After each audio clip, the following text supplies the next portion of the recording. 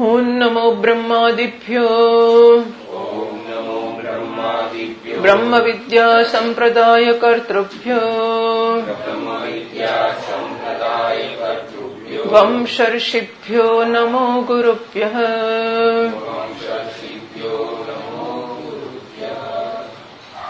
18મી કંડિકા વાંચીએ. સયત્ર એતત સ્વપ્નયાચરતિ તેહ અસ્ય લોકાઃ તદુતેવ મહારાજો ભવતિ ઉતેવ મહાબ્રાહ્મણઃ ઉતેવ ઉચ્ચાવચં નિગચ્છતિ સ યથા મહારાજઃ જાનપદાન ગૃહીત્વા સ્વે જનપદે યથા કામં પરિવર્તેત એવમેવ એષઃ એતત પ્રાણાન ગૃહીત્વા સ્વે શરીરે યથા કામં પરિવર્તતે.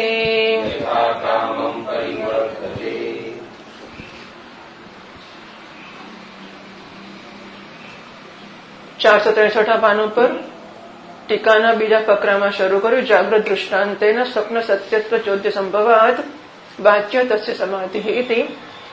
તો જાગ્રતના દૃષ્ટાંતથી સ્વપ્નના સત્યત્વની શંકા કરીને હવે એનું સમાધાન કહેવું જોઈએ એમ પૂર્વાદિના મુખથી, પૂર્વાદિના નિમિત્તથી, પૂર્વ પક્ષીના નિમિત્તથી પહેલા વિશંકા કરી કે જાગ્રત સત્ય છે માટે સ્વપ્ન પણ સત્ય છે. અને હવે એનું સમાધાન કહેતા ભાષ્યકાર મહારાજે કહ્યું, ન તાવત સ્વપ્ને અનુભૂત મહારાજત્વાય દયો લોકઃ આત્મભૂતા. સ્વપ્નમાં અનુભવાતા મહારાજાપણું વગેરે જે છે કર્મફળો એ ખરેખર આત્માનું સ્વરૂપ નથી. આત્મન અન્યસ્ય જાગ્રત પ્રતિબિંબ ભૂતસ્ય લોકસ્ય દર્શનાત. કારણ કે જાગ્રતના પ્રતિબિંબ રૂપ એવા જે કર્મફળો છે એ પોતાના કરતા ભિન્ન તરીકે દેખાય છે. મહારાજ એવ તાવત ટીકામાં કહ્યું વિમતાઃ લોકાઃ ન દ્રષ્ટુઃ આત્માનઃ ધર્મઃ વા. આ કર્મફળો જે જોવાય છે, અનુભવાય છે સ્વપ્નમાં, એ દ્રષ્ટાના આત્મા એટલે કે સ્વરૂપ પણ નથી, દ્રષ્ટાના ધર્મ પણ નથી. કે તો દૃશ્યત્વાત, કારણ કે જુએ છે, દ્રષ્ટા દૃશ્યને જુએ છે તો દૃશ્ય દ્રષ્ટાને સ્પર્શ જ ના કરે. આપણો અનુભવ એવો છે કે આપણે જે જોઈએ આપણને અડકે. બરાબર, અનુભવ એવો છે કે જેનું દર્શન કરીએ એનું સિમ્પેથેટિક રિએક્શન આપણામાં જન્મે. શાસ્ત્રો કહે છે કે આપણે જોઈએ છે એટલે તો અડકે જ નહીં. બરાબર, દ્રષ્ટાને દૃશ્ય સ્પર્શ જ ના કરી શકે. દૃશ્ય કે દૃશ્યના ધર્મ દ્રષ્ટાને કશું કરી ના શકે. બસ દૃશ્યત્વાત. ઘટાધિપત, તો ઘડાને હું જોઉં છું, ઘડો મને ક્યાં અડકે છે? ઘડાનો લાલ રંગ મારો થતો નથી. જોઈ લે, આપણી આ કલ્પનામાં નથી આવતું કે ઘડાનો લાલ રંગ મારો ના થઈ જાય ઘડાને જોવાથી. તો એવી રીતે હું સરસ વૃક્ષને જોવા માટે હું સુખી થઈ જાઉં કે સરસ થઈ જાઉં, એવું કેવી રીતે થાય? તો પછી સરસ શરીરને જોઉં, જાડા શરીરને હું જાડો કેવી રીતે થઈ જાઉં? એટલે દૃશ્યના ધર્મો કે દૃશ્ય એ દ્રષ્ટાને અડકી શકતા નથી. કિંચ સ્વપ્ન દૃષ્ટાનામ જાગૃત દૃષ્ટાત અર્થાંતરત્વેન દૃષ્ટે મિથ્યાત્વમ ઇતિ આહ. તો હવે એક અનુમાન પ્રયોગ બનાવી રહ્યા છે. સ્વપ્ન દૃષ્ટાઃ પદાર્થાઃ મિથ્યા. સ્વપ્નમાં દેખાતા પદાર્થો મિથ્યા છે, આવો નિશ્ચય કર્યો. શા માટે? એને માટે હવે 3 હેતુ આપે છે ટીકાકાર અને ભાષ્યકાર પણ. તો સ્વપ્ન દૃષ્ટાઃ પદાર્થાઃ મિથ્યા, એને માટે એક કારણ આપે છે જાગૃત દૃષ્ટાત અર્થાંતરત્વાત. જાગ્રતમાં દેખાતા પદાર્થો કરતા અર્થાંતર કે બીજા પદાર્થો છે માટે. એટલે જાગૃત દૃષ્ટાત અર્થાંતરત્વાત સ્વપ્ન દ્રષ્ટા પદાર્થા મિથ્યા. શુક્તિ રૂપ્યાદિવત, શુક્તિમાં દેખાતી રજતની જેમ. એટલે ભાષ્યકારે કહ્યું, મહારાજા એવ તાવત વ્યસ્ત સુપ્તાસુ પ્રકૃતિષુ પર્યંકે શયાન સ્વપ્નાન પશ્યન ઉપસંહૃત કર્ણ પુનઃ ઉપગત પ્રકૃતિમ મહારાજમ એવ આત્માનમ જાગરિતવ પશ્યતિ યાત્રાગતમ ભુંજાનમ ઇવ ચ ભોગાન. તો જ્યારે પોતાના બધા અમાત્યો વગેરે મહેલમાં અન્ય જગ્યાઓએ સૂઈ રહ્યા છે ત્યારે રાજા પોતે પણ પોતાના પલંગમાં સૂતેલો છે અને એ જુએ છે કે સપનામાં એને એવી ખબર નથી. જો રાજાને ખબર નથી કે હું રાજાને ફરવા જતો સ્વપ્નમાં જોઉં છું. હા, જે માણસ સપનું જુએ છે એને એવી ખબર નથી કે હું જાગ્રતને મૂકીને આવ્યો છું, હવે સપનામાં હું નવું સર્જન કરું છું અને પછી નવા સર્જનમાં જોયું હું જુદો હું છું અને જુદું ફરવા જાઉં છું. એ ખરું છે. એટલે વચ્ચેના ભાગમાં જે સૂઈ ગયો અને પછી સપનું શરૂ થયું એની વચ્ચેના ગાળામાં એને કશી ખબર ના પડી કે હું સૂઈ ગયો છું ને હવે હું સપનામાં જોઉં છું ને ઊંઘતો છું ને પાછો જોઉં છું, મારું ઊંઘવાનું ચાલુ છે હજુ. હા, અને મને સપનું દેખાય છે એને ખબર નથી પડતી. એટલે જાણે કે ઊંઘી ગયા પછી પાછો ઉઠ્યો હોય અને કેવું પાછું જાગ્રત જગત જુએ એમ એને લાગે છે. સ્વપ્ન જુએ છે ત્યારે પણ કે હું ઊંઘી ગયો હતો, હવે ઊંઘ્યા પછી હું ઉઠ્યો અને પાછો જગત જોઉં છું. એટલે સ્વપ્ન વખતે એને સ્વપ્ન છે એ ખબર જ નથી પડતી. જાગ્રત જોતો હોય એવું જ એને થાય છે અને જુએ છે કે હું મહારાજા છું, હું મારા બધા અમાત્યોને પ્રધાનોને લઈને ફરવા નીકળ્યો છું, એવું બધું હું જોઉં છું. યાત્રાગતમ જાણે કે હું પ્રવાસે નીકળ્યો છું. ભોગાન છે ભુંજાનમ એવા બધા ભોગોને ભોગવી રહ્યો છું. આવું બધું એ જુએ છે. તો તેષામ જાગ્રત દૃષ્ટાત અર્થાંતરતમ અસિદ્ધમ ઇતિ આશંક્યા. તો એવું શું કામ કહો છો કે જાગ્રતમાં જે સાચો રાજા હતો અને સાચા અમાત્યો હતા એના કરતા આ જુદો રાજા સ્વપ્નમાં દેખાય છે અને જુદા અમાત્યો ને જુદી યાત્રા ને જુદું બધું, એવું તમે શાથી કહો છો કે આ જુદું છે? ખોટી વાત છે. જાગ્રત અવસ્થામાં જે રાજા અને જે પ્રધાનો છે એ સ્વપ્નમાં રાજા અને પ્રધાનો છે. એવી શંકા કરીને ભાષ્યકારે કહ્યું ન ચ તસ્ય મહારાજસ્ય પર્યંક. હું 463 પાનું વાંચું છું, ભાષ્યની નીચેથી બીજી લીટી. 463 ભાષ્યની નીચેથી બીજી લીટી. ન ચ તસ્ય મહારાજસ્ય પર્યંકે શયાનાત દ્વિતીય અન્ય પ્રકૃત્યોપેત વિષય પર્યટન અહાની લોકે પ્રસિદ્ધ અસ્તિ નિયમ અસૌ સુપ્ત પશ્યતિ. હવે જો એવું હોય કે એ સ્વપ્નમાં જે જુએ છે એ સાચો રાજા છે, જુએ છે કરીને જુઓ, એ વખતે એને એવું નથી કે હું રાજાને જોઉં છું. આપણે કહીએ છીએ કે એ સૂઈ ગયો છે, જે સૂઈ ગયો છે એ સ્વપ્નના રાજાને જુએ છે, આપણે કહીએ છીએ. એ જયારે સ્વપ્ન જુએ છે ત્યારે એને એવું નથી કે હું સૂતો છું ને હું બીજા રાજાને જોઉં છું. બરાબર? એ તો જાગ્રતમાં જેમ પોતાને એટલે જોતો હતો એ દૃશ્યત્વનો પણ આરોપ નથી. ત્યારે જયારે એ અનુભવે છે કે હું રાજા છું, તો કે જાગ્રતમાં આપણે જોઈએ છે કે હું માણસ છું? આપણને ક્યારે એવું લાગે છે કે હું જોઉં છું કે હું માણસ છું? હું માણસ છું. તો એવી રીતે સ્વપ્નમાં જયારે એ રાજા તરીકે ફરે છે ને ત્યારે એને એવું નથી કે રાજા મારો દૃશ્ય છે. ત્યારે એ એવું જ જુએ છે કે હું રાજા છું ને ફરવા નીકળ્યો છું. બરાબર છે? હવે જો એમ કેવું હોય કે સ્વપ્નમાં જે ફરવા નીકળ્યો છે એ સાચો રાજા છે અને સાચા પ્રધાનોને લઈને સાચું ફરવા નીકળ્યો છે, સાચા ભોગો ભોગવે છે, તો એનો અર્થ એવો થયો કે પેલા બીજા બહારના લોકો તો જુએ છે કે એક રાજા પલંગમાં સૂતેલો છે મહેલમાં, અને આ રાજા જુએ છે કે હું રાજા ફરવા નીકળ્યો છું. બરાબર? લોકો જુએ છે કે એક રાજા જે સાચો આપણે કહીએ છીએ જાગ્રતમાં એ પલંગમાં સૂતો છે અને એ રાજા કહે છે કે હું તો ફરવા નીકળ્યો છું. તો એનો અર્થ એવો થયો કે લોકો જેને સૂતેલો કહે છે એવો એક રાજા અને પોતે ફરવા નીકળ્યો છે એવો જે છે એ બીજો રાજા. એવા બે રાજા હોવા જોઈએ. અને પ્રધાનોને બધાનો સેટ, બે સેટ હોવા જોઈએ કે એક સેટ છે એ જાગ્રતમાં દેખાતો હોય ને બીજો છે એ સ્વપ્નમાં દેખાતો હોય. તો પછી જયારે સ્વપ્નમાં ના દેખાય ત્યારે પેલો જે સ્વપ્નવાળો રાજા ને પ્રધાનો ક્યાં જતા હશે?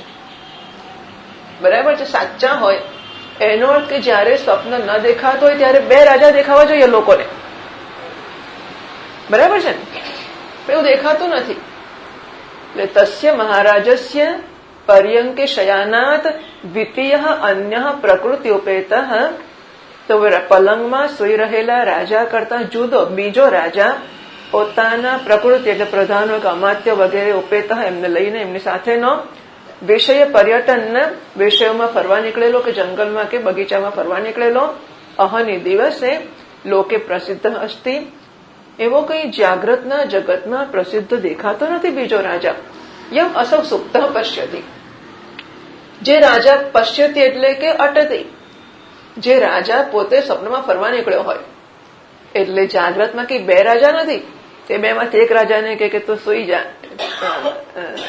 એટલે બ્રહ્માજીને જયારે શંકા પડી ને કે આ કૃષ્ણ તે ભગવાન છે કે કોણ છે, એટલે પછી એ શંકા કેમ પડી કે જયારે વનભોજનનો કાર્યક્રમ રાખ્યો તો વનભોજન વખતે કૃષ્ણને બધા અડકીને બેઠા છે બાળકો. કમળની પાંદડીઓ બનાવી એવા શેપમાં બધા બાળકો બેઠા છે અને બધા એકબીજાને અડકીને ખાય છે. કોઈ કોઈનું, કૃષ્ણ કોઈકનું લઈને ખાઈ જાય, એનું લઈને કોઈ ખાય.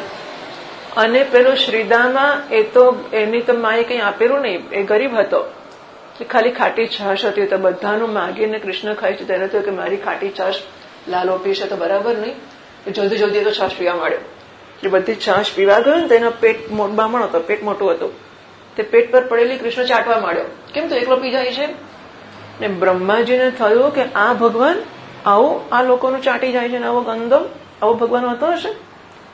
એટલે પરીક્ષા કરવા માટે ભગવાન પેલા એક બાજુ વાછરડાને બધાને લઈ જઈને એને સંતાડી દીધા બ્રહ્માજીએ, તો બીજી બાજુ ગોપ બાળકો શોધવા ગયા. તો જયારે કૃષ્ણ ભગવાન કૃષ્ણ હોય ત્યારે એનાથી કશું ના થાય.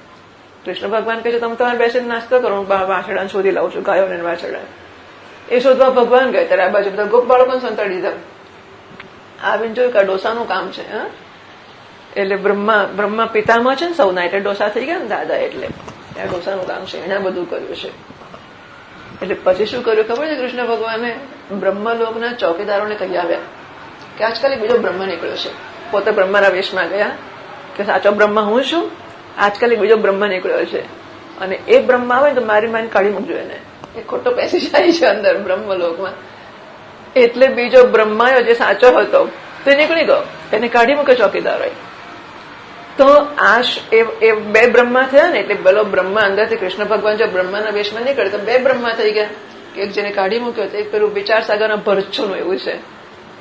ત્યાં પણ એવું થયું કે ભરછુને મરાવી નાખ્યો એના હરીફોએ, અને પછી રાજાને જઈને કહ્યું કે ભરછુ મરી ગયો છે, પણ ત્યાં તો મરી ગયો હતો. એટલે બે ભરછુ નહોતા.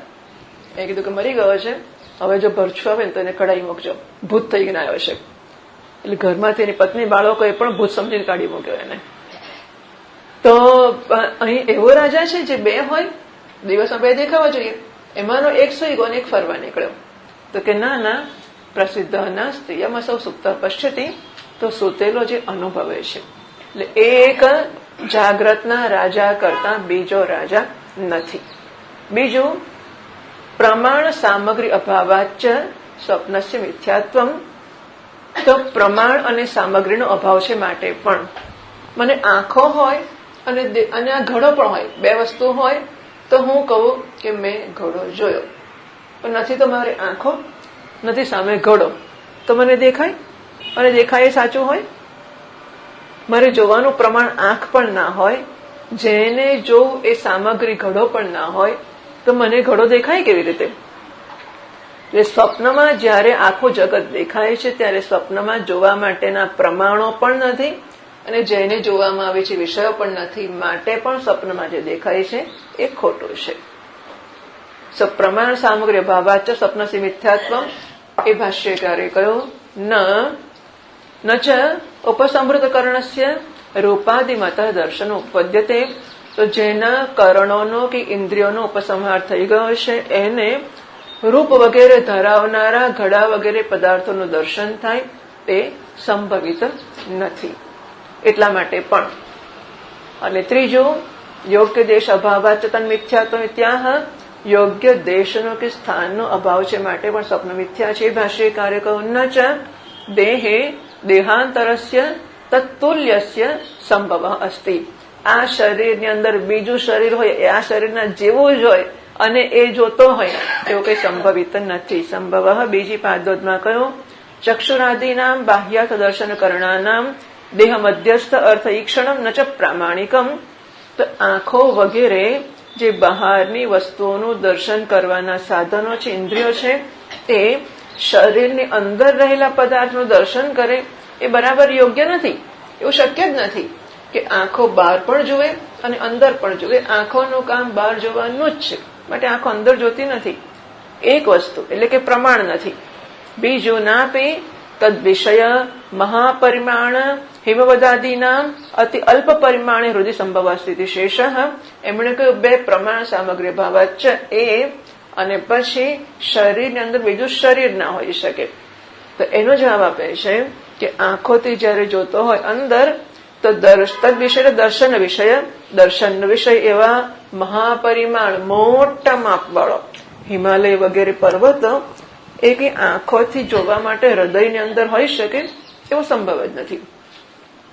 દેહે દેહાંતરસ્ય તત્તુલ્યસ્ય સંભવાત દેહાત બહિ એવ સ્વપ્ન દૃષ્ટિ અંગીકારાત યોગ્ય દેશ સિદ્ધિ. તો પછી અમે એ જ કહીએ છીએ કે તો બહાર જઈને જુએ છે એવું રાખો ને, અંદર શું કામ જુએ છે?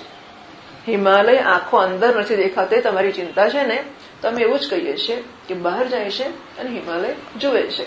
તો કહે છે ના, દેહસ્થસ્ય એવય સ્વપ્ન દર્શનમ, શરીરમાં રહીને સ્વપ્ન જુએ છે, એ કે બહાર જઈને જોતો નથી. કારણ કે જાગે ત્યારે હિમાલય નથી જાગતો, પોતાની પથારીમાં જ જાગે છે અને એટલો સમય નથી કે હિમાલય જઈને પાછો આવે, માટે પણ સંભવિત નથી. દેહસ્થસ્ય એવ ત્રીજી પાદનો જ છે.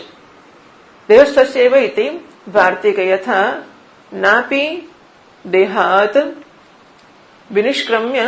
એટલે અહીં ત્યાં વાર્તિકની ટીકાઓ છે, મારામાં લખેલી છે, હું વાંચું છું. દેહાત બહિ એવ સ્વપ્ન દૃષ્ટિ અંગીકારાત યોગ્ય દેશ સિદ્ધિ ત્યાશંક આહ.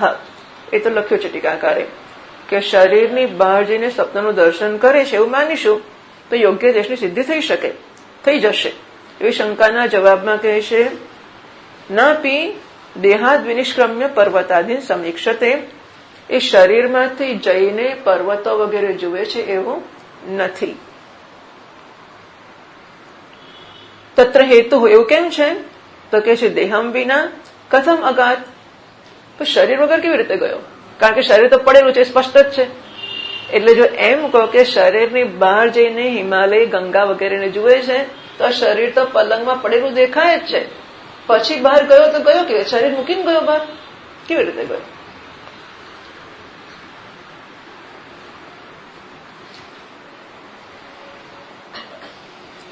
ગતિ સાધન વર્જિત. કારણ કે ગતિ માટેનું સાધન એની પાસે નથી. ટીકામાં કહે છે ત્યાં સ્વપ્ન દ્રષ્ટા દેહેન સંહત અસંહત વા બહિ ગચ્છતિ. સ્વપ્ન જોનારો સ્વપ્ન જોવા માટે હિમાલય ગયો. હું મારી પાસે ટીકા તમારામાં નથી. સ્વપ્ન જોનારો સ્વપ્ન જોવા શરીરમાંથી બહાર ગયો તો એ શરીરને લઈને ગયો કે શરીરને મૂકીને ગયો? ના આદ્ય. તો કે છે શરીરને લઈને ગયો એવું તો કહેવાય એવું નથી. શયન દેશે તદ દૃષ્ટિ પ્રાપ્તે હે. કારણ કે જ્યાં સુઈ ગયો શયન દેશ એટલે પલંગ, તો સુઈ જવાની જે જગ્યા છે પલંગ, એના તમારામાં ટીકા નથી, હું બીજેથી વાંચું છું.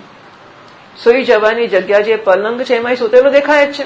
તો શરીરને લઈને ગયો એવું તો કહેવાય એવું નથી. નહીતર એમ કહો કે શરીરને અવાજ અંદર પણ ગઈ. જો એમ કહો કે એ શરીરને લીધા વગર ગયો છે તો નિસ્સાધનસ્ય ગતિ અયોગાત. તો સાધન ના હોય જવાની ગતિનું તો શરીર વગર જશે કેવી રીતે? દેહાંતરસ્ય ચ અમાનત્વાત. બીજું શરીર લઈને ગયો તો કે બીજા શરીરને હોવા માટેનું કોઈ એ છે એવું સિદ્ધ કરનારું કોઈ પ્રમાણ નથી. દેહાદિ વિનાપી તત્કાર્યમ ગત્યાદિ સ્યાત. તે કઈ નહીં, શરીર વગર જાય એમાં શું છે? કે શરીર લઈને જવું થોડું છે. શરીર વગર પણ શરીરનું કાર્ય ગતિ વગેરે થઈ શકે. આવા વિપક્ષનો અનુવાદ કરે છે પહેલા તો. એટલે આગળ કહે છે અંતરેણાપી, હું વાર્તિક વાંચું છું. અંતરેણાપી દેહાદીન તત્કાર્યમ ચેત કરોતિ અયમ. એમાં શું છે? શરીર વગર પણ એ કામ કરે છે. શરીર વગર શરીરનું કામ કરે છે, બહાર જાય છે, ફરે છે, હરે છે અને પાછો આવે છે. તો શું ખોટું છે? અતિ પ્રસક્ત્યા દોષયતી. તો અતિ પ્રસંગ થઈ જશે એનાથી. એટલે દૂષિત કરતા કહે છે વ્યર્થમ દેહાદિ ઉપાદાનમ અસ્ય પ્રાપ્નોતિ અસંશયમ. તો નક્કી આ શરીર પ્રાપ્ત કરવું એટલે ભગવાને નકામું શરીર આપ્યું. જો શરીર શેને માટે આપ્યું ખબર છે કે માણસને જીવને પોતાના કર્મો ભોગવવા, કર્મોના ફળો ભોગવવા હતા. એ ભોગવવાને માટેના સાધનોની જરૂર પડી. આંખના કાન જે વિષયને ભોગવી શકે એટલા માટે સૂક્ષ્મ શરીર આપ્યું. હવે આ ચશ્મા તો આપ્યા, પણ ચશ્મા આંખ ઉપર પહેરે તો દેખાય ને. ચશ્માથી શું થાય? એમ આંખો આપી, પણ આંખો શરીરમાં ક્યાંક ફિટ કરીએ તો દેખાય ને. એમ જેમ કે જુઓ આપણી બારીઓના કાચ હોય તો કાચ પેલું બારણામાં નથી ઘણા લોકો લગાડતા આઈ ગ્લાસ. એ માત્ર કાચ જ હોય છે કે બીજું છે? મેગ્નિફાઈંગ હશે થોડું અંદર હશે ને. હા, એટલે બારણામાં મેગ્નિફાઈંગ ગ્લાસ નહીં. ઘણા અત્યારના જમાનામાં એવું હોય છે કે મને ખબર નથી, તો પહેલા લોકો એવું રાખતા તે મને ખ્યાલ છે કે આમ પેલા કાણામાંથી જીવત કોણ છે અને પછી બારણું ખોલે.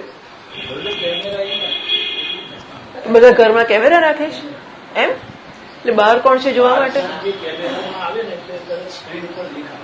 અરે વાહ, હવે લોકો ઘરમાં રાખ્યું. તમે એવું રખાયું?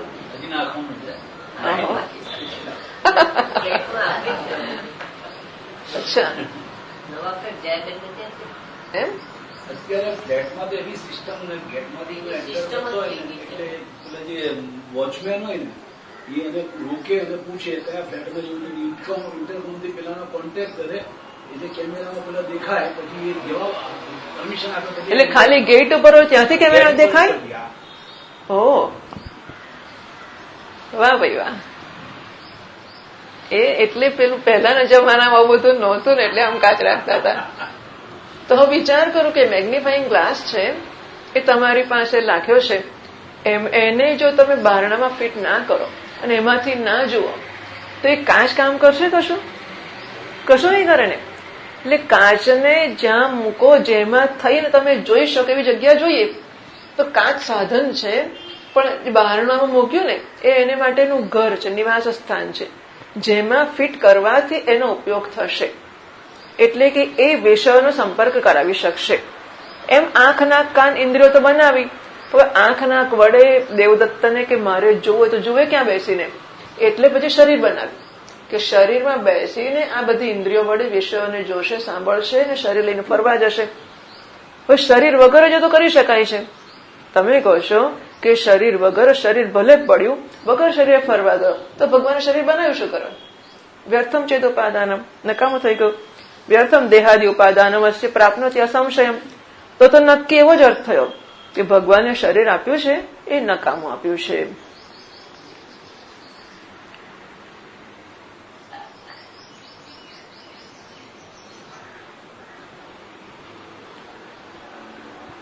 એટલે જાગ્રત ને સત્ય જગત સત્ય કહેવાનો હેતુ નથી આમાં, પણ જાગ્રત જગતની વ્યવહારિક સત્તા છે, સ્વપ્નની પ્રાતિભાષિક સત્તા છે, બરાબર છે.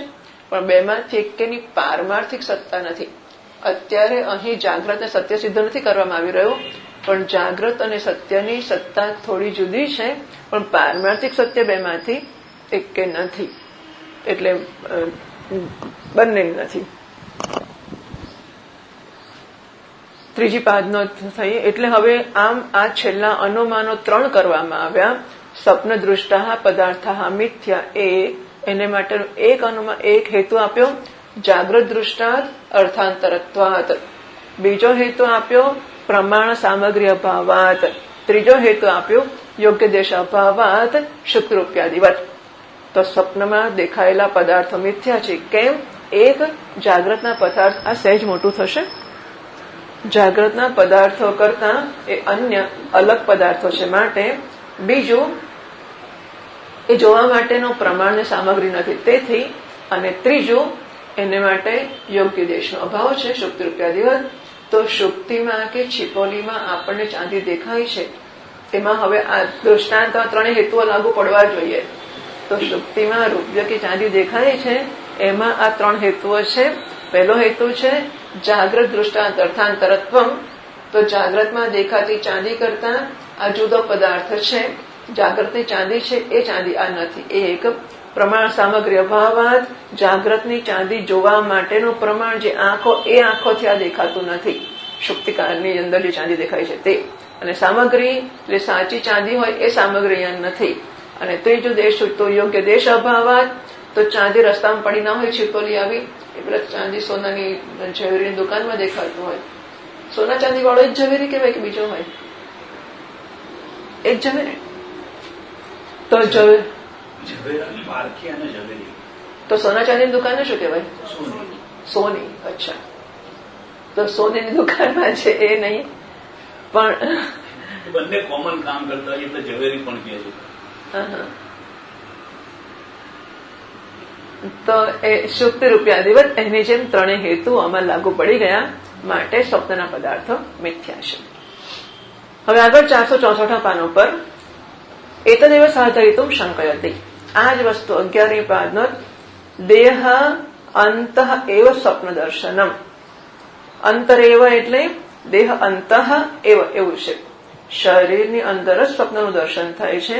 એ સિદ્ધ કરવા માટે વળી આગળ શંકા કરે છે. ભાષ્યકાર કહે છે નનો પર્યંકે શયાનઃ પથિ પ્રવૃત્તમ આત્માનં પશ્યતિ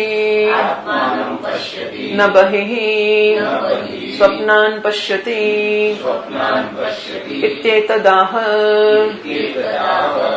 નનુ ચોથી પાદનોધ નનુ ઇતિ વાર્તિકે યથા નનુ. તો ત્યાં ટીકા છે સયથા ઇત્યાદેહ શંકામ આહ. તો જો આપણી કંડિકા છે એ કંડિકામાં આટલો ભાગ પૂરો થયો. ક્ષેત્ર એત સ્વપ્ને આચરતી તે હસ્ય લોકાહ તદુતેવ મહારાજો ભવતી ઉતેવ મહાબ્રાહ્મણ ભવતી ઉતેવ ઉચ્ચાવચમ નિગચ્છતિ. આટલી વસ્તુ થઈ ગઈ. હવે સયથા મહારાજ વાળો જે મંત્રનો ભાગ છે કંડિકાનો, એની ચર્ચા શરૂ કરે છે. એટલે હવે કહે છે કે આ જે ભાગ કહેવામાં આવે છે શેને માટે કહેવામાં આવ્યો છે? સયથા મહારાજા વાળો જે મંત્રનો કંડિકાનો ભાગ છે એ અંશ શેને માટે છે? એટલે કહે છે સયથા ઇત્યાદિ શંકામ આહ. તો જે શંકાના ઉત્તરમાં આ સયથા વાક્ય છે એ શંકા કહેવામાં આવે છે. એટલે વાર્તિકકાર કહે છે આપણી પાદનોદમાં નનો પર્યંકે આસીન ગચ્છન શિબિકયા વનમ વેશ્મતઃ બહિઃ આત્માનમ દ્રક્ષ્યતિ ઇતિ. તો કે છે એમાં શું, પણ પલંગમાં ભલે સૂતો રહ્યો, એ પલંગમાં સૂતો હશે, અને શિબિકા એટલે પાલખી, પાલખીમાં બેસીને, બેશમાં એટલે ઘર, તો ઘરમાંથી પાલખીમાં બેસીને પોતાને બહાર જતો જુએ છે. એમાં તકલીફ ક્યાં છે તમને? પલંગ પર સૂતો છે અને પાલખીમાં પોતાને બહાર જતો જુએ છે. ચોદ્યમ નિષેધ વાક્યો હેતુત્વેન આદત્તે. તો આજે શંકા કરી એ શંકાનો નિષેધ કરતા જે વાક્ય છે સયથા મહારાજ એનો હેતુ છે. શા માટે? તો એનો હેતુ બતાવતો છે. તે કહે છે ન તદ્યતઃ, એ તમારી શંકા બરાબર નથી કે પલંગમાં સૂતો જ છે અને પાછો પાલખીમાં બેસીને બહાર જાય છે. કેમ એવું છે એ આ જવાબ આપે છે. તો ભાષ્યમાં કહ્યું નાનો પર્યંકે શયાનઃ પથિ પ્રવૃત્તમ આત્માનં પશ્યતિ. એ પલંગમાં સૂતેલો છે અને રસ્તા ઉપર પથિ પ્રવૃત્તમ એટલે રસ્તે જઈ રહેલો, ભલે પાલખીમાં બેસીને, રાજા ચાલતો ચાલતો ના જાય, પાલખીમાં બેસીને જાય, ઘોડા પર બેસીને જાય, પણ સૂતો છે અને પાલખી પર જતો પોતાને જુએ છે. ન બહિ સ્વપ્નાન પશ્યતિ એતદાહ. 5મી પાદનો સ્વપ્ન મિથ્યા અંત ઉપલભ્યમાનત્વાત દર્પણાદિ અંત ઉપલભ્યમાન નગરાદિવત ઇતિ પ્રયોગ અત્ર વિવક્ષિત.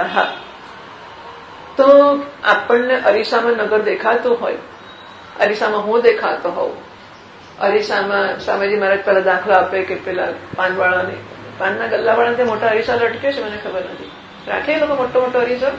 પહેલા એવું દાખલો આપતા હતા કે પાનના ગલ્લાવાળા ત્યાં મોટો અરીસો હોય, પછી અરીસામાં આખું જગત આપણે આમ ઉભા હોઈએ, અને એ અરીસામાં આપણને પેલું પાછળનું જગત જે આપણે જોતા નથી, આપણે આખું જગત બધા વાહનો જતા હોય, લોકો અવર જવર કરતા હોય, અરીસામાં દેખાતા હોય, એ બધા સાચા થોડા છે.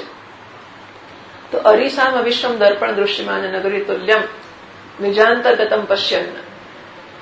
તો જો સ્વપ્નમાં કેવું આપણને આખું જગત મોટું દેખાય છે, એ મારી અંદર જ છે, એવું જયારે જાગેલો માણસ જાગતો જુએ કે આખું જગત છે મારી અંદર છે, હા, કારણ કે જાગ્રત જગત નારાયણનું સ્વપ્ન છે અને મારું સ્વપ્ન છે મારું સ્વપ્ન છે.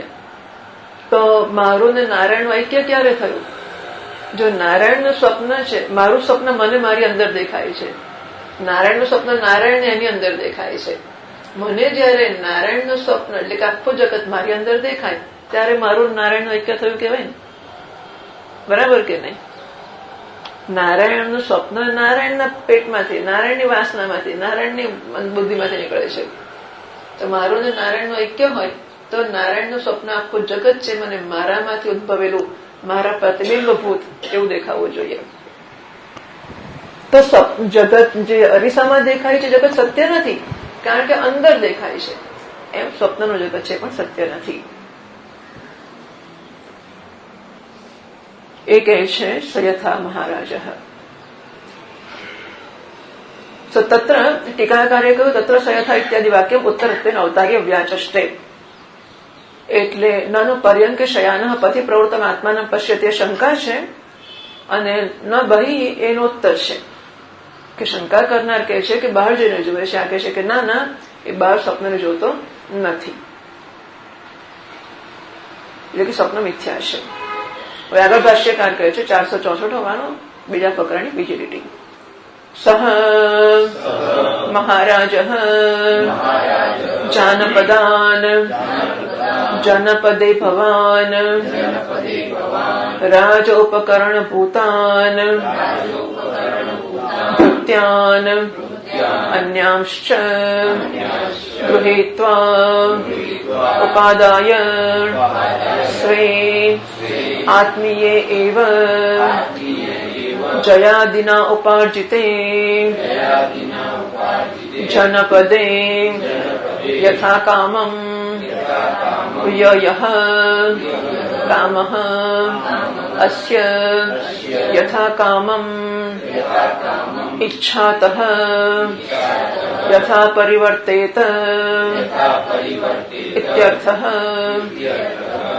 સ મહારાજ સહ અને મહારાજ છ અને સાત સહ એટલે દૃષ્ટાંત, મહારાજ એટલે સાર્વભૌમ સ્વદેશસ્થ એવ ઇતિ શેષ. તો એ સહ એટલે એ સહ મહારાજા સામાનાધિકરણ થઈ જાય ને કે એ મહારાજા, તો કે એ મહારાજા એવું નથી, આ દૃષ્ટાંત આ છે. સહ સ્ટેન્ડ ફોર દૃષ્ટાંત, સહ એટલે એ દૃષ્ટાંત.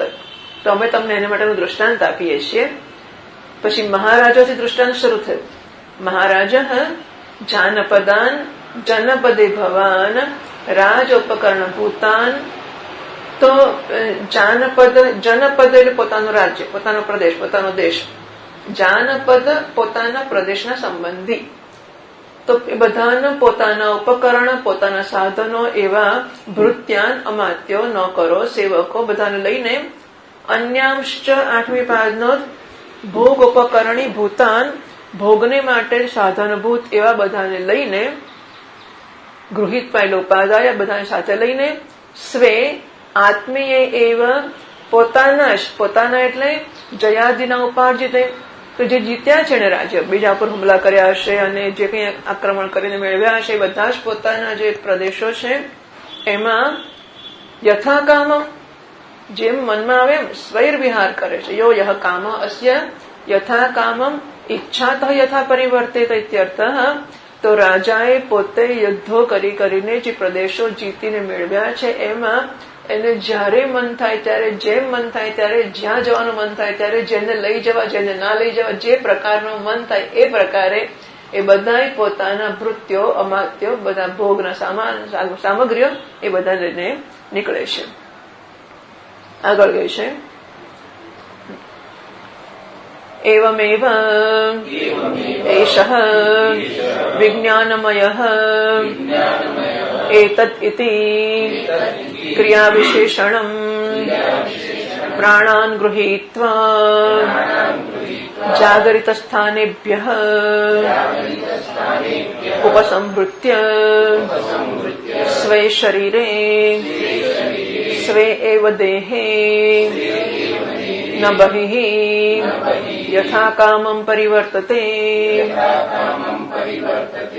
બસ એવી જ રીતે આ વિજ્ઞાનમય આ જે જીવાત્મા છે તે પછી એષઃ પછી તરત એતત છે એટલે એતતને વચ્ચે કહે છે એતત ઇતિ ક્રિયા વિશેષણમ એટલે એતત પરિવર્તતે જે ક્રિયાપદ છે એની સાથે એતત જશે. આ અત્યારે જે ફરવા નીકળ્યો છે એ પરિવર્તનની વાત છે. કાલે ફરવા ગયો કે આવતીકાલે જશે એની વાત નથી. અત્યારે જે ફરે છે એની વાત છે. એતદ ઇતિ ક્રિયા વિશેષણમ પ્રાણાન ગૃહીત્વા જાગરિત સ્થાનેભ્ય ઉપસંહૃત્ય. તો જાગ્રતના સ્થાનોમાંથી એટલે કે ઇન્દ્રિયો અને પ્રાણ એટલે બધી ઇન્દ્રિયો પણ કારણ કે ઇન્દ્રિયોને પણ પ્રાણ કહે છે. બધા કરણો પ્રાણ બધું પોતાની સામગ્રી છે બધી. એટલે રાજા ફરવા જાય તો બધાને લઈને જાય ને પોતાના ભૃત્યોને બધાને. એમ આ રાજા એની સામગ્રી કઈ છે કે આંખ જોવા માટે આંખ જોઈએ, સાંભળવા માટે કાન જોઈએ, ઊંઘવા માટે નાક જોઈએ.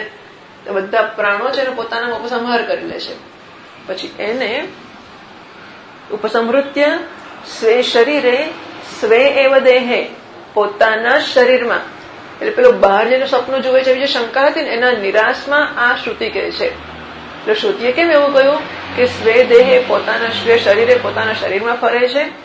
તો બહાર જાય છે એવી શંકા કોઈકને થતી હોય તો એના જવાબમાં શ્રુતિ આ કહ્યું છે. એટલે વાર્તિકકારને બધા શંકા આપી કે બહાર જઈને જુએ છે એવી શંકાના જવાબમાં આ વાક્ય છે કે સ્વે દેહે પોતાના જ શરીરમાં એટલે કે ન બહિઃ કે બહાર જોતો હોય અંદર જોતો હોય કે અંદર જ જુએ છે અને બહાર નથી જતો કે જોતો. યથા કામમ પરિવર્તતે બસ પોતાની ઈચ્છા પ્રમાણે પરિવર્તન પામે છે. આમ પણ એને પોતાના કર્મો દ્વારા આ શરીર ઉપાર્જિત કર્યું જ છે. રાજા યુદ્ધ કરી કરીને બહારના પ્રદેશો પ્રાપ્ત કર્યા. આપણે યુદ્ધો કરી કરીને આ શરીર પ્રાપ્ત કર્યું કે મારે આ શરીર જ જોઈએ ને આવું જ જોઈએ આટલી શરતો વાળું આટલી આ વાળું એ પ્રાપ્ત કર્યું. પેલો એના પ્રદેશોમાં ફરવા નીકળે છે એના સેવકોને લઈને. આપણે એમાં ફરવા નીકળીએ છીએ ચારે બાજુ. બસ તો આ માણસ છે સ્વપ્નમાં પોતાની અંદર જ ફરે છે યથા કામમ ઈચ્છા પ્રમાણે. ટીકાકાર કે યથા કામમ એટલે તમ તમ કામમ અનતિક્રમ્યત્યર્થ એટલે કે જેવી ઈચ્છા જન્મે છે એના અનુસારે ફરે છે. એતદિતિ ક્રિયાયા એટલે કે કઈ ક્રિયા તો કે ગ્રહણસ્ય એતદ ગૃહીત્વા જોડે જાય છે પરિવર્તતે જોડે નહીં. એતદિતિ ક્રિયાયા એટલે કે ગ્રહણસ્ય વિશેષણમ. તો એતદ એ ગૃહીત્વાનું વિશેષણ છે એટલે આ ગ્રહણ કરીને એતદ ગ્રહણમ યથા ભવતિ તથા ઇત્યર્થ. હા એ બહુ મોટી વાત છે. આ ગ્રહણની વાત છે. એટલે 12મી પાદનો કહે છે મરણાદિકાલીન ગ્રહણ વ્યાવૃત્યર્થમ. કારણ કે મરી જાય છે ને ત્યારે આવું જ કરે છે કે શરીરમાંથી બધી આમ પેલું આપણે ઘર ખાલી કરીને બીજા ઘરમાં જઈએ ને તો કેવો સામાન ભેગો કરીએ છીએ. ખૂણે એક ખાંચરેથી કશું રહી ના જાય. બધું લઈ લઈએ ને એમ એક એક વસ્તુ રહે. સાબુની ડબલી પડી દમ નકામો નાનો સાબુ પડ્યો હોય કે દોરી બાંધેલી હોય કે કંઈક પણ હોય બધું ભેગું કરીને લઈ જઈએ છીએ આપણે. તો તદ્યથા અનહસ સમાહિત આમાં પણ આવશે. છાંદોગ્યમાં આવી ગયું છેલ્લે એના જેવી જ વસ્તુઓ. તો જેમ ગળામાં ભરીને લઈ જાય છે બધો સામાન. તો એવી રીતે મરતી વખતે માણસ આ શરીરમાં પોતાનું જે કંઈ હોય ને એ બધું ઉચકીને શરીરને ખાલી ખોખું કરીને મૂકીને જાય છે કે બીજો રહેવા આવે ને વેલ ફર્નિશ્ડ ઘર એવું નહીં. જ્યાં એટલે આખા શરીરને ખાલી કરીને લઈ જાય છે. સો મનુષ્ય સ્થાની ઇન્દ્રિયાણી પ્રકૃતિ સ્થાને કર્ષતિ શરીરમ યદવાપ્નોતિ યચ્ચાપ્યુત્ક્રામતીશ્વર અધિષ્ઠાય મનશ્ચયમ નિગૃહિત વૈતાની સંયાતિ વાયુર્ગંધાની વાશયાત. તો જયારે મરી જાય છે ને ત્યારે મન છઠ્ઠું જેમાં છે એવી બધી ઇન્દ્રિયોને મનુષ્ય સ્થાની ઇન્દ્રિયાણી પ્રકૃતિ સ્થાની કર્ષતિ એ ખેંચી લે છે. એટલે મરતા માણસનું બધું તમે જુઓ પગથી માંડીને ક્રમશઃ ખેંચાતું એટલે આમ ઠંડુ પડતું જાય. એટલે કદાચ કોઈકને એક સાયમલ્ટેનિયસલી બધું ઠંડુ પડી જતું હશે પણ એ ક્રમ આપણને ઓળખાતો નહીં હોય એટલું ઝડપથી થતું હશે એટલું જ પણ ક્રમ હશે જ. એટલે અસ્ય સૌમ્ય પ્રયતસ્ય નહીં હમણાં આવી ગયું છાંદોગ્યમાં. તો આ જે મરતો માણસ છે એનો શરીર છે એ શરીર જળમાં મળી જાય છે. જળમાં પછી આપહ તેજસી તેજ પરસ્યામ દેવતાયામ. તો આપ કે જળ છે તેજમાં મળી જાય છે અને તે જ પરત્ય જ જીવ કર્યો છે અને પરદેવતા મળી જાય છે. એટલે આ ક્રમમાં જાય છે. ક્રમશઃ ઇન્દ્રિયોમાંથી ખેંચતો જાય, ટાળું પડતું જાય અને પછી જ્યાંથી જવું હશે ને ત્યાં સુધી બધું લઈ જતો હશે અને પછી બધી ગરમી જતી રહી ત્યારે ઠંડા હો ગયા. એટલે આપણને ખબર છે કે છેલ્લામાં છેલ્લી ગરમી જાય છે ત્યાં સુધી બધું, અને એ ટાળું પડતા પાછું માંડી વાળે કે ના નથી ટાળું પડવું તો પાછું આવી જાય ને. એટલે પપ્પાને કનારેશ્વરમાં જયારે ઠંડા પડવા માંડ્યા તો પગથી માંડીને અહીં સુધીનું બધું શરીર ઠંડુ, એટલે આપણે અડકે તો ઠરી જઈએ એટલું ઠંડુ થઈ ગયું. અને 2 ડોક્ટરો હતા એ વખતે, બંને કીધું બધાને બોલાવી લો, ગયું હવે એટલે સવાર સુધી પતી જશે. તો બધાને બોલાવી લીધા અને સવારે બધું પાછું સરખું થઈ ગયું ઠંડુ. એવું જોશીએ કહ્યું હતું કે મરીન પાછા આવશે. તો ખરેખર ડોક્ટરો હાજર હતા અને ડોક્ટરોએ કહ્યું કે હવે જશે. એટલે બધાને બોલાવી લો, બહારગામોથી બધાને બહેનને બધાને બોલાવી લીધા અને પછી સવારે એમનું શરીર પાછું, એટલે એ જીવતા થયા. તો આમ ક્રમશઃ ઠંડુ પડતા જો બધું ના સંકેલાય તો ના જાય. એટલે બધી ઇન્દ્રિયોમાંથી, ષષ્ઠાની ઇન્દ્રિયાણી, મન અને ઇન્દ્રિયોને બધામાંથી બધું જ ગ્રહણ કરી લે પછી એ માણસ એ જીવ. એટલે કારણ કે જીવને બીજો, જો આ ઘર ખાલી કરી બીજે ઘર માંડવાનું છે ને એને, તો સામગ્રી તો જોઈશે જ ને. એટલા માટે તદંત્ર પ્રતિપત્તૌ બ્રહ્મતિ સંપ્રેષવક્ત પ્રશ્ન નિરૂપણાભ્યામ. તો બ્રહ્મસૂત્રમાં શંકરાચાર્ય મહારાજ અને વેદવ્યાસની જે ચર્ચા થઈ ને એ આ બ્રહ્મસૂત્ર છે કે એ જાય છે ત્યારે છે નથી તો બ્રહ્મથી સંપરિષ્વક્ત, એટલે સૂક્ષ્મ તત્વોથી વીંટળાયેલો એ જાય છે અને લઈને જાય છે, કારણ કે બીજું ઘર માંડવાનું છે. એટલે અહીં કહે છે કે એતદ ગૃહિત્વ, આ ગ્રહણની વાત છે. પેલું મર્દી વખત ગ્રહણ કરીને વાત નથી કરતા અમે, જો એ કર્યું હોત તો પતી ગયું હોત. એટલા માટે એતદ એ ક્રિયા વિશેષણ છે.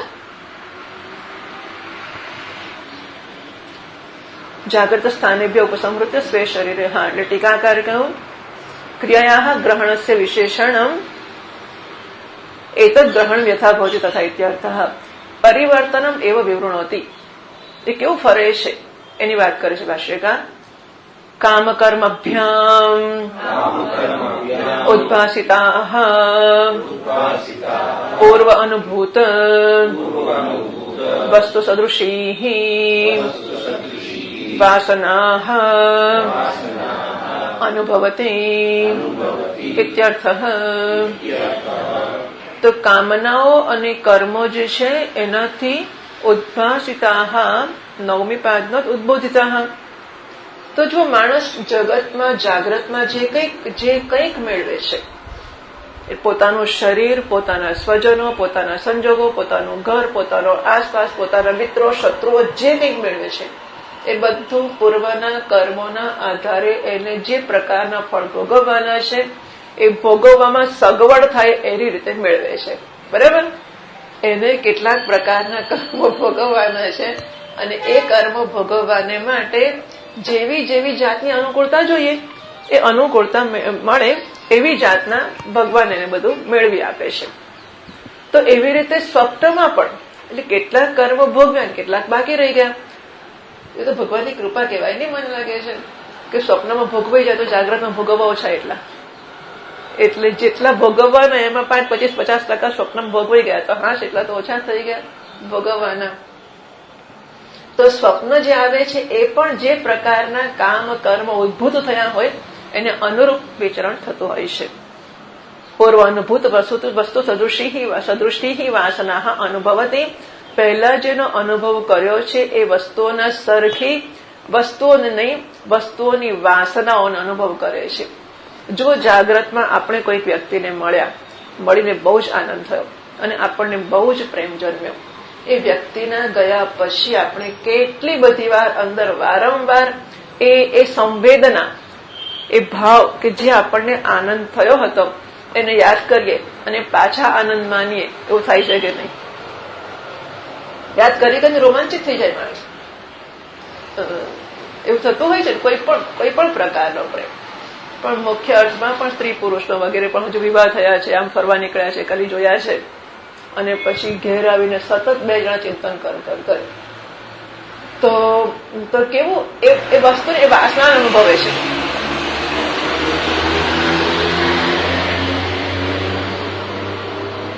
જાગ્રતમાં પણ આપણે વસ્તુઓનો અનુભવીએ છીએ એવું નથી. ઘણી બધી વાર અથવા તો વધારે વખત અનુભવ વસ્તુઓનો કરીએ એના કરતા વધારે સમય આપણો વાસનાઓને અનુભવવામાં, સંસ્કારોને અનુભવવામાં જતો હોય છે જાગ્રતમાં. અને મનોરથો છે એ પણ એક વસ્તુઓ છે, એમાં પણ આપણે વાસનાઓને જ અનુભવીએ છીએ. તો એવી થોડીક વાસનાઓ સ્વપ્નમાં અનુભવે છે.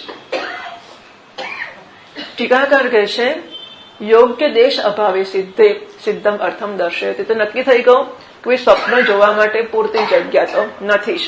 તો શું થયું? એટલે ભાષ્યકાર કહે છે તસ્માત સ્વપ્ને વૃષા અધ્યારોપિતાઃ એવ આત્મભૂતત્વેન લોકાઃ અવિદ્યમાનાઃ એવ સन्तઃ તથા જાગરિતે અપી ઇતિ પ્રત્યેતવ્યમ. તો માટે તસ્મીપાદનો યોગ્ય દેશ કાલાદ્ય અભાવાત, યોગ્ય દેશ અને યોગ્ય કાળનો અભાવ છે. માટે મૃષા અધ્યારોપિતા એવ આત્મભૂતત્વેન આત્મધર્મત્વેન.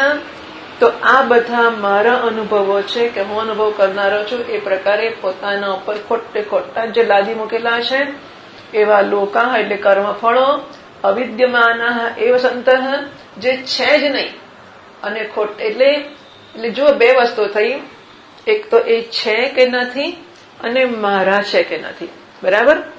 તો જે છે જ નહીં એ પદાર્થો જુએ છે અને પોતાના નથી એ પોતાનામાં જુએ છે. બે કામ કરે છે કે નથી એને જુએ છે. અવિદ્યમાના એવ સંતઃ જે પદાર્થો છે જ નહીં એ જુએ છે.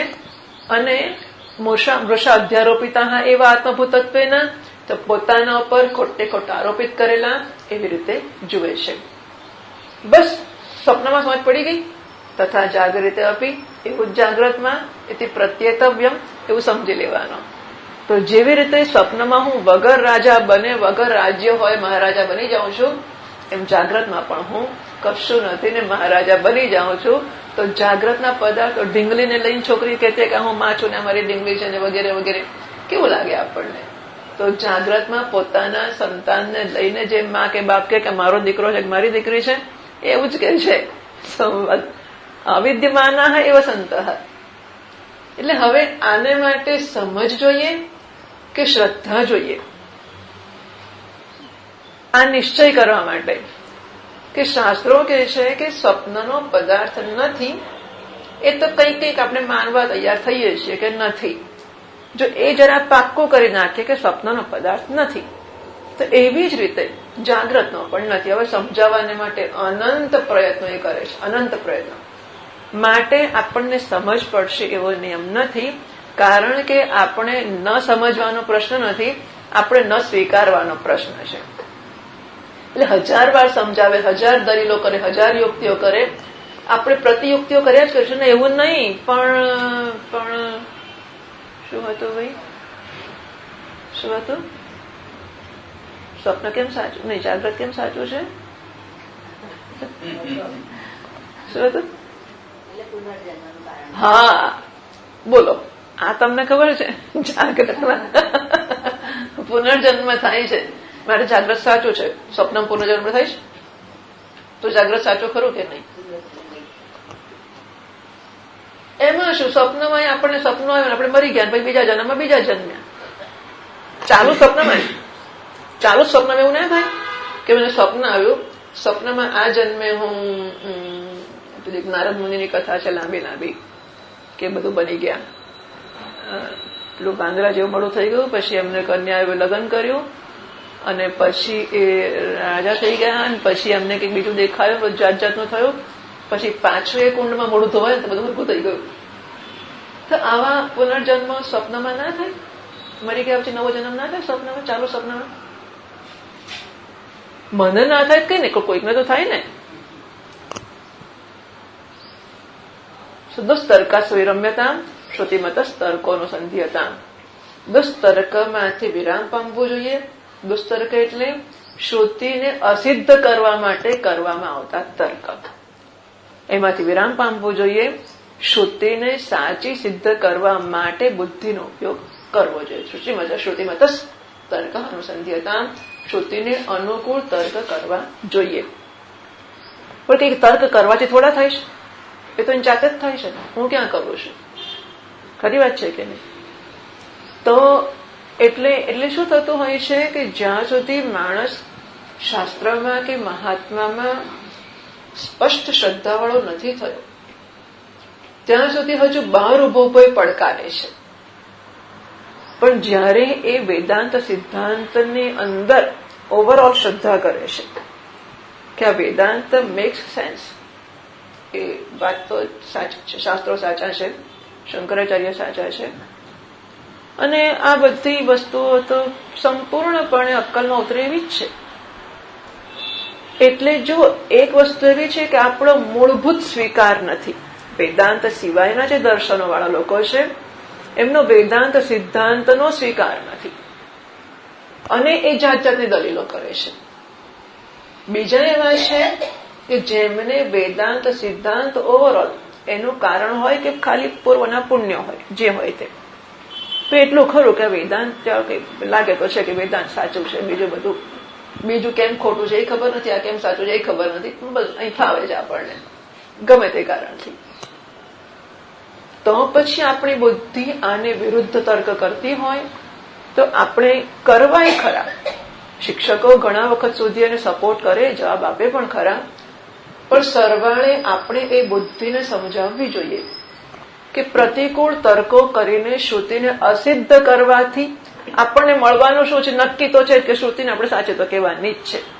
એક દલીલ હોય કે 1000 દલીલ હોય, એ બધી દલીલના અર્જુને આ પહેલો આખો અધ્યાય ભરીને દલીલો કરી, પછી શું ચમક થયું? શું થયું? બધી દલીલોનું ફળ શું? તુષ્ણિંગ બપુર. કઈ નહીં, તારે મેલ કરવત મોચી ના મોચી, તમે કહો છો એ સાચું, બીજું શું? સરવાળતા જ કરવાનું છે ને આપણે કે તમે જે કહો છો એ સાચું છે. તો બહુ, અને ખરું કે બહુ દલીલો કરીને સાંભળીને સ્વીકારીશું ત્યારે આપણને થશે કે ના વાત સાચી છે. ખાલી આંખો મીચીને કઈ માની ના લેવાય.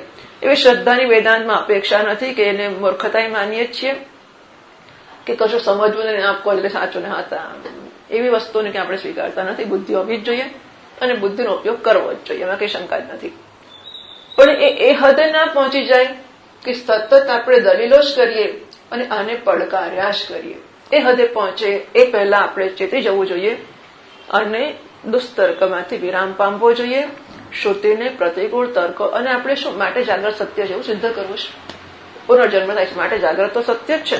માટે પછી મને શોખ, માટે હું સંસારી છું, સિદ્ધ એવું જ કરવું છે. માટે હું સંસારી છું તો ખરું જ ને. માટે હું સંસારી તો એમાંથી ક્યારેય મુક્ત તો ના જ થઈ શકું. તો આ ચોપડીઓ ભણવાની મહેનત કરવાની જરૂર છે. એ તો પેલો મુરારીએ જાણે જ છે ને. મુરારીને ખબર જ છે જગત સત્ય છે, ઈશ્વર જુદો છે, હું જુદો છું, દ્વૈત સત્ય છે, એને ખબર છે. વગર ભણે ખબર છે. બધું ભણ્યા પછી હું નક્કી કરું કે જોયું મેં બધા શાસ્ત્રો ખોટા પાડ્યા, મેં જાહેર કર્યું. શું જાહેર કર્યું? જાગૃત સત્ય છે. માટે હું સંસારી છું, માટે હું સંસારી ક્યારેય મટી શકું જ નહીં, અને તો પછી આ શાસ્ત્રો ભણવાની જરૂર નથી.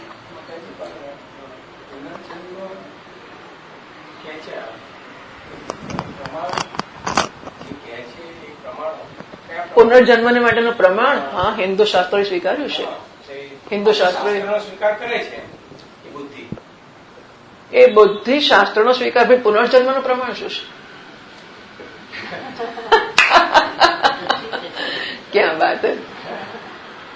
પુનર્જન્મ છે એવું ક્યાંથી લાયા તમે? એ બુદ્ધિને પૂછીએ ને આપણે.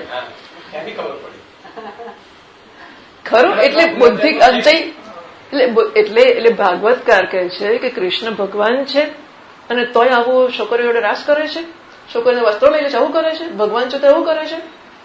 આવી દરેક લોકો કરતા હોય છે કે કૃષ્ણ ભગવાન છે ક્યાંથી લાયા? તમારું ભાગવત જ છે. જો ભાગવતનું કહેલું આપણે માનતા હોઈએ કે ભગવાન છે તો ભાગવતનું કહેલું માનો કે એ છોકરીઓ રાસ કરે છે. જો તમે અને છતાંય ભગવાન છે. જો તમે રાસને ને બધાને પ્રમાણ ના ગણો, ભગવાન છે ને પ્રમાણ ના ગણો, પછી ભગવાન છે ક્યાંથી લાવીએ? શાસ્ત્રમાંથી જ લાવ્યા. હા, શું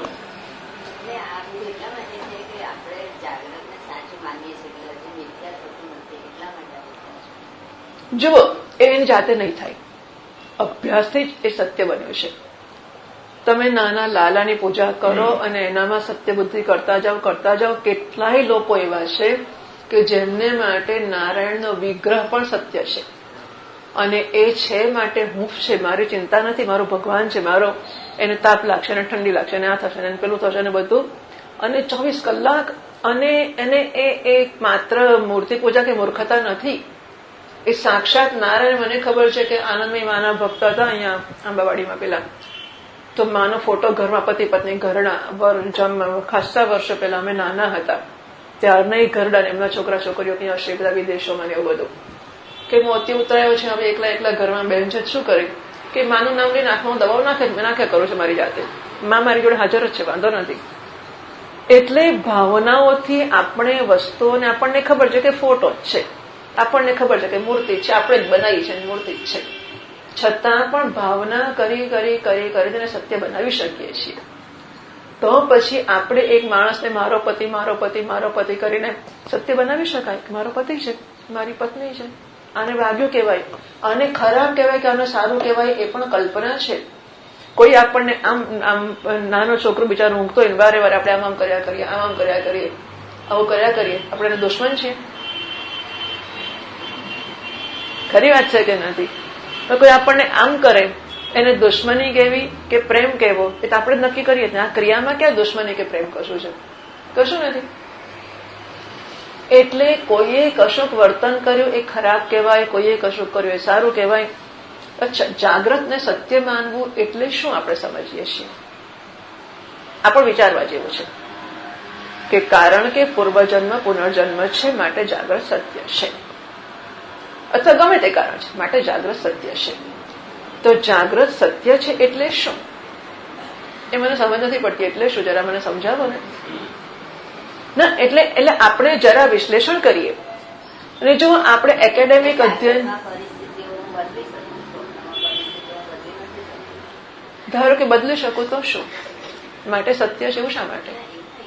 નહીં, આપણે નક્કી કરવું છે. હવે let us be very honest and open કે આ જાગ્રત સત્ય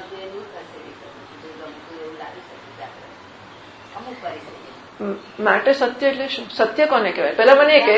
પહેલા મને એક સત્ય કોને કહેવાય? સત્યની વ્યાખ્યા નક્કી કરીએ, પછી એ વ્યાખ્યા જ્યાં લાગુ પડે એ સત્ય. બરાબર?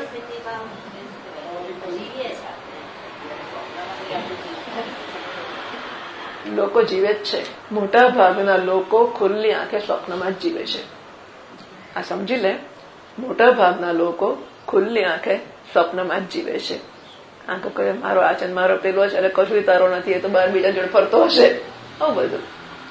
પણ એનીવે સત્ય કોને કહેવાય? પેલા મને એ કે.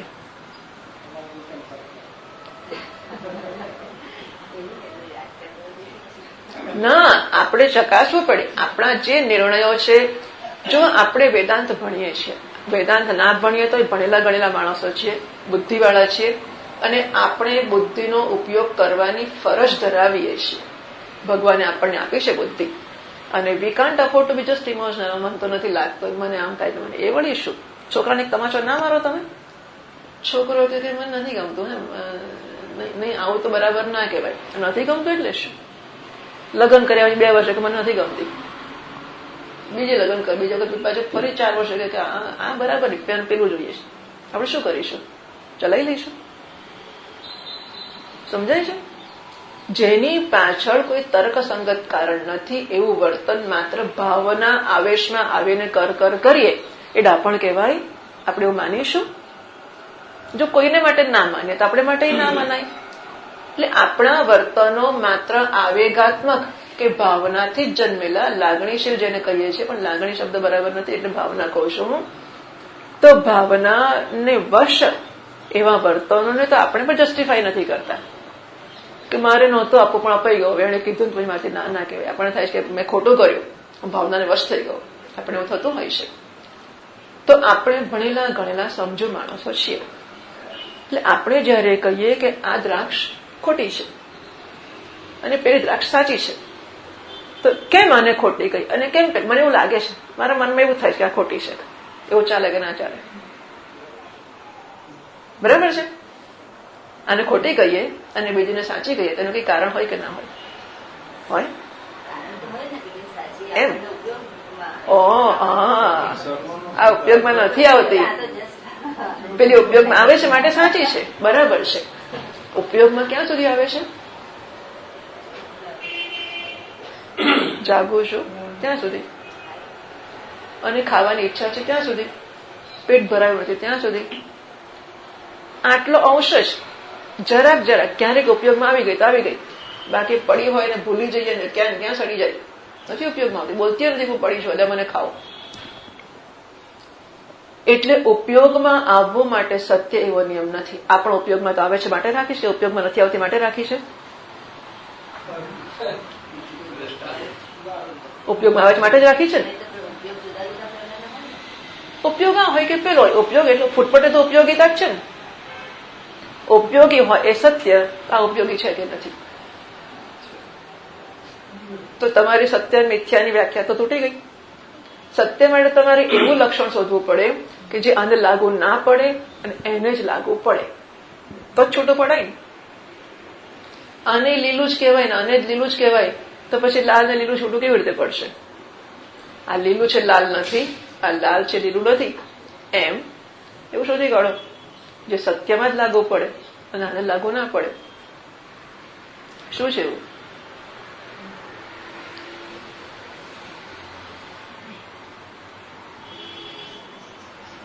ઉપયોગિતા નામની એક જ ફૂટપટ્ટી નૈયાયિકોએ મૂકી, અર્થક્રિયાકારિત્વમ સત્યત્વમ, જે પોતે પોતાનો જે ઉપયોગ લાગશે એ પ્રકારનું પ્રોમિસ આપતું જણાય છે. કે એવું પ્રોમિસ આપે છે કે મને ખાઈશ તો તને સરસ ખાટો મીઠો સ્વાદ આવશે, શીતળતા લાગશે, મીઠાશ લાગશે, જરા પેટમાં પણ આધાર થશે થોડી વાર. એવું પ્રોમિસ આપે અને પૂરું કરે એને આપણે સત્ય કહીએ.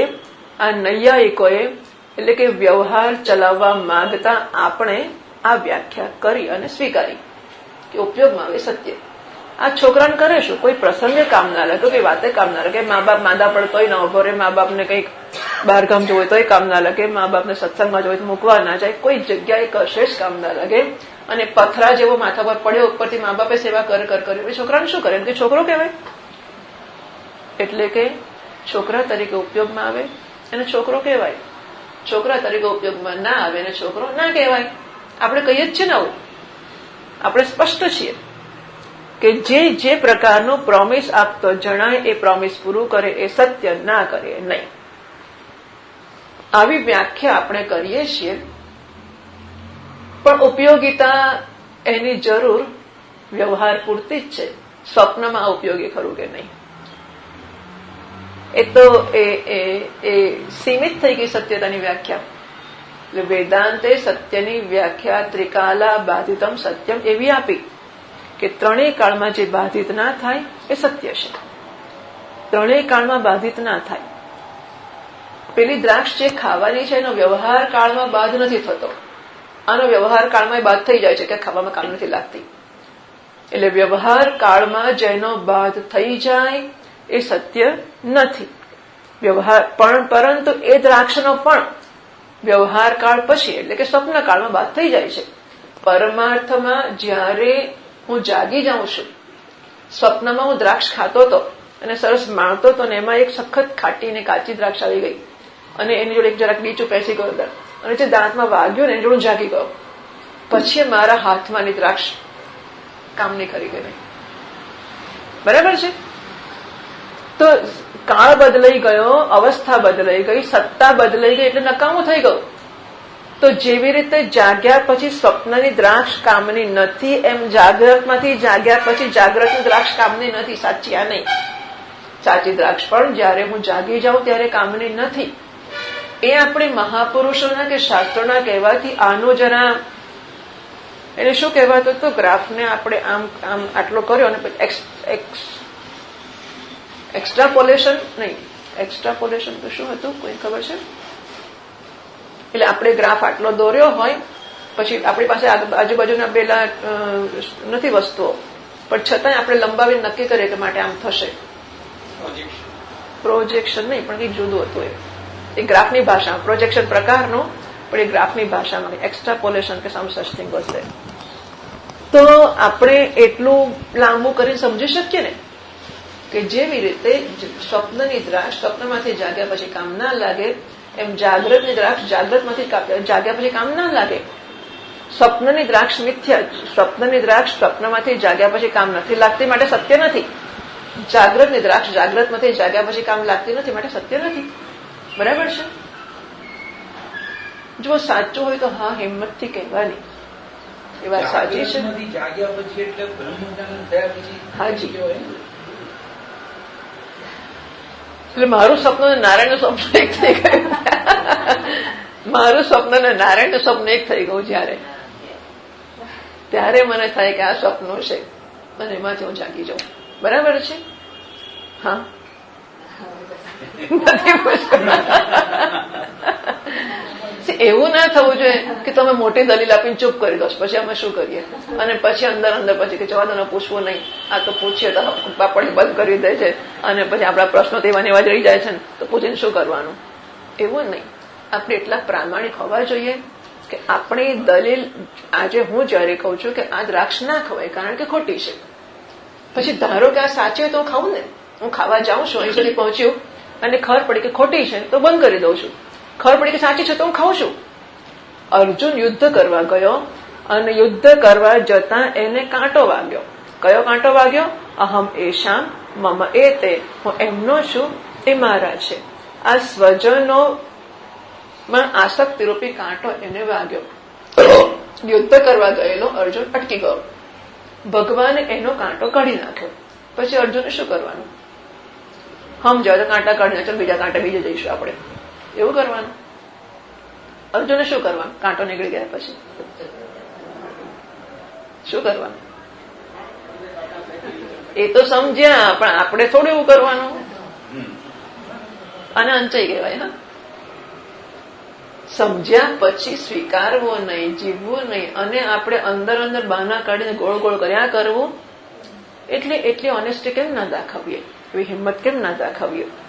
એકવાર સ્વીકારીએ કે મિથ્યા છે, જાગ્રત મિથ્યા છે, તો આપણે એ દિશામાં આપણી જાતને દોરી શકીશું અને એને સાચું કરવાને માટેનો આપણે જે કંઈ કરવાનું, ધારો કે ઘણું કરવું જોઈએ, બધું શક્ય છે તો થોડું પણ શરૂ કરી શકીશું.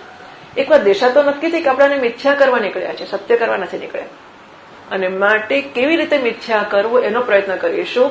એને પંપાળ્યા જ કરવું, સાચું જ કર્યા કરવું એવો પ્રયત્ન નહીં કરીએ. એ ઓનેસ્ટલી અને હિંમતથી, હાય બાપ મિથ્યા થશે પછી આ બધું ઘર મિથ્યા થઈ જશે, અને મારો છોકરો નહીં રહે, મારો પતિ નહીં રહે, મારું ઘર ને સાસુ ને સસરા ને મા ને બાપ બધું મિથ્યા થઈ જશે. એટલે હિંમત જોઈશે. તમને ગમે કે ના ગમે, જે છે તે છે જ. આપણને નથી ગમતું ને બીક લાગે, આમ થાય છે તેમ થાય છે, એટલે કે બદલી જશે વસ્તુ?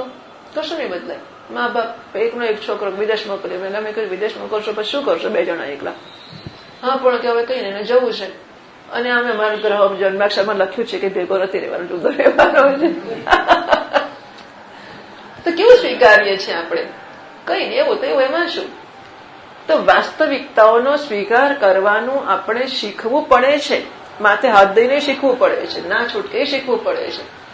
તો વાસ્તવિકતા તો એ છે કે કોઈ જગ્યાએ શત્રુ મિત્રે પુત્રે બંધવ મા કુર્યત્નમ વિગ્રહ સંધવ સર્વસ્મિન્નપી પશ્ચાત્માનમ સર્વત્રોત્સુજ ભેદા જ્ઞાનમ.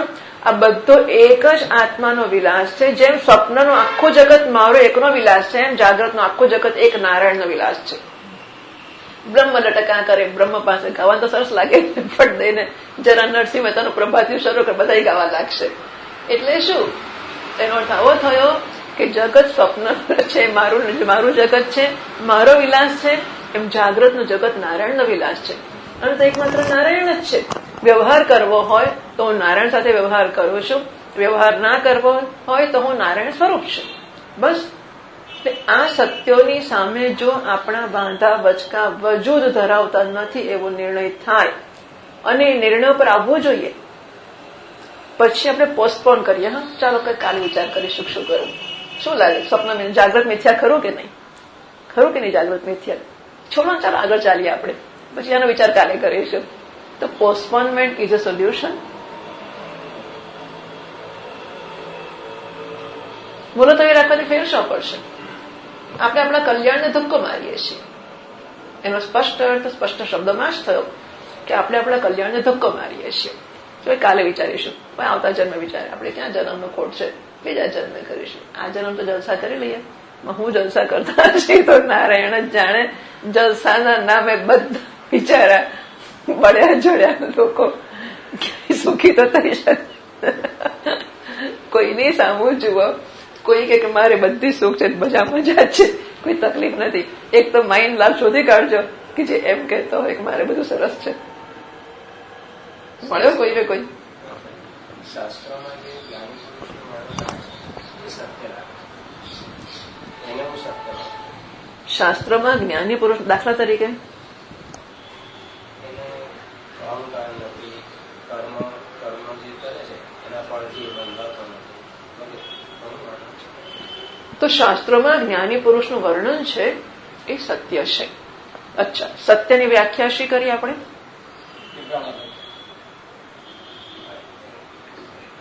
તો પરમાર્થ સત્યમાં, બ્રહ્મ જ્ઞાનમાં બ્રહ્મ જ્ઞાની રહેશે કે નહીં રહે? તો એ સત્ય કરો કે નહીં? સિમ્પલ. આવું હિંમતથી કહી દેવા, નહીં રહે, નહીં રહે.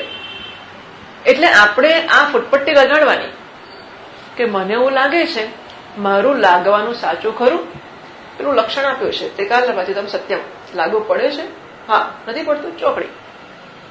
વ્યવહારમાં સત્ય છે. જેટલી વ્યવહારિક સત્તા ગ્રંથોની છે, આની છે, આ કહે છે તત્ર વેદા અવેદા ભવંતી, પિતા પિતા ભવતી, આ બધું ઉપનિષદ બધું કહી દેશે. વેદો અવેદો થઈ જાય છે. ગુરુ નૈવ શિષ્ય.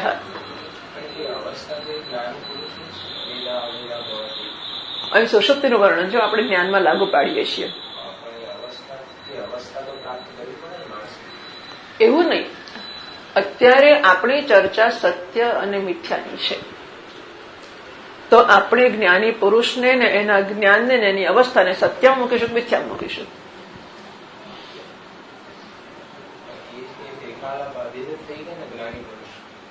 તો જ્ઞાની પુરુષ ના રહ્યો, પછી જ્ઞાન જ રહ્યું. બ્રહ્મ વેદ બ્રહ્મ એવ ભવતી, તો બ્રહ્મજ્ઞ ભવતી. બ્રહ્મને જાણનારો બ્રહ્મ બની જાય છે, બ્રહ્મ જ્ઞાની નથી બનતો. એટલે જ્ઞાની નામની વસ્તુ રહેતી નથી. બરાબર છે? એટલે કઈ વાંધો નહીં, પણ આ સ્પષ્ટતા કરી લેજો કે મિથ્યાની બહાર આપણી દેખાતી, સંભળાતી, સૂંઘાતી કોઈ ચીજ ના રહી શકે. મને સ્વપ્નમાં આવીને એક મહાપુરુષ ઉપદેશ આપે, જે બ્રહ્મનિષ્ઠ પુરુષ હતા. હું જાગ્યો પછી એ બ્રહ્મનિષ્ઠ પુરુષ સાચા ખરા કે નહીં, હતા ખરા કે નહીં, છે ખરા કે નહીં. આ બીજી ફૂટપટ્ટી.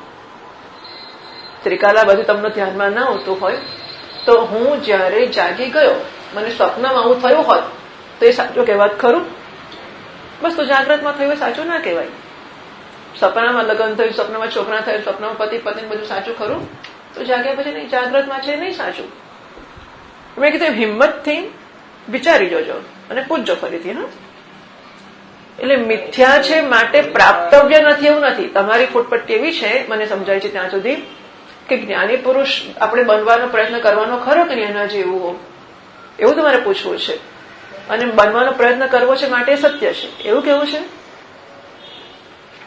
એવું માનસિક પ્રશ્ન છે, પણ એવો પ્રશ્ન દાદાજી એમ પૂછે ને સત્ય શું છે તમારી દ્રષ્ટિએ? મારી દ્રષ્ટિએ આ જયારે જયારે જે વર્ણન આવે છે એ અવસ્થાને હું સત્ય માનું છું. હવે આપણને માનવાની છૂટ નથી હોતી. અત્યાર સુધી હું બકરીને દૂધ પીતો હતો અને બકરીને ગાય માનતો. નાનપણથી બકરીનું દૂધ પીધું છે. મારી માં કે બેટા ગાય છે અને હું ગાય સમજીને દૂધ પીતો હતો. હવે મને ગાયનું લક્ષણ ખબર પડી કે સાસનાથી મતકમ ગોતમ, જેને સાસના હોય કે ગોદડી હોય એને ગાય કહેવાય. એ આ છે. મને બતાવી કે જો અને આ ગોદડી કહેવાય, આ ગાય કહેવાય, અને છે એવું નથી. ના, પણ હું એને માનું છું. તો માનવાની છૂટ નથી. હા કે ના? આ બકરી ગાય કહેવાય? હું 50 વર્ષથી માનું છું. કહેવાય? એવી રીતે સત્ય નથી માટે ઉપાદેય નથી એવું નથી. બકરી ગાય નથી માટે બકરીનું દૂધ નહીં પીવાનું એવું નહીં. પીવાનું, મોંઘું મળે વધારે ગાય કરતા તો પીવાનું. પણ સત્ય ગાયનું દૂધ ના કહેવાય, બકરીનું દૂધ છે એટલું જાણી લેવાનું. એમ મહાપુરુષ ને મહાપુરુષનું જ્ઞાન પણ આવે છે તો મિથ્યાના ક્ષેત્રમાં જ. એણે આને મિથ્યા કરી નાખ્યો, બરાબર ને? અને પછી હા, ગાયને જોવી પડે. તો ગાયનું લક્ષણ તમને અમે અવસ્થા નથી માતાજી અમે કેવું કહો યુ હેવ એ કંપની નાવ.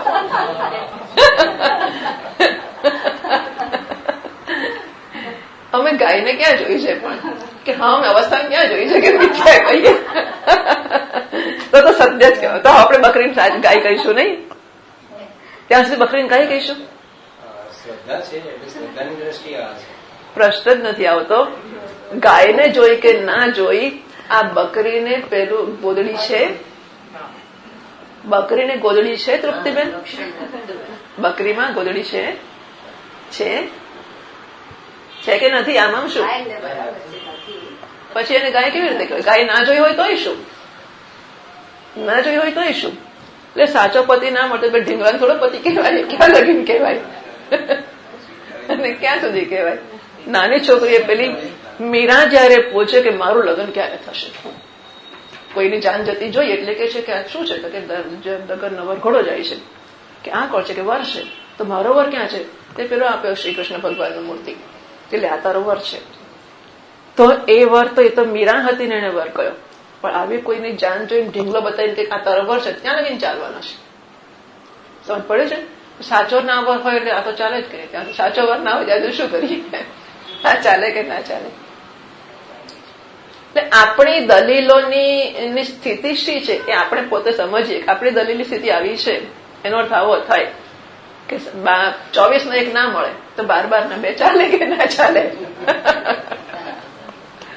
બરાબર. ચાલો કાલે આગળ. ઓમ પૂર્ણમદ પૂર્ણમિદમ પૂર્ણાત પૂર્ણમુદચ્યતે પૂર્ણસ્ય પૂર્ણમાદાય પૂર્ણમેવાવશિષ્યતે. ઓમ શાંતિ શાંતિ શાંતિ. શંકરમ શંકરાચાર્યમ કેશવમ બાદરાયણમ સૂત્રભાષ્યકૃતૌ વંદે ભગવन्तौ પુનઃ પુનઃ. ઈશ્વરો ગુરુરાત્મેતિ મૂર્તિભેદ વિભાગિને વ્યોમવદ્વ્યાપ્તદેહાય દક્ષિણામૂર્તયે નમઃ. ઓમ શાંતિ શાંતિ શાંતિ. હરિ ઓમ. શ્રી ગુરુભ્યો નમઃ. હરિ ઓમ.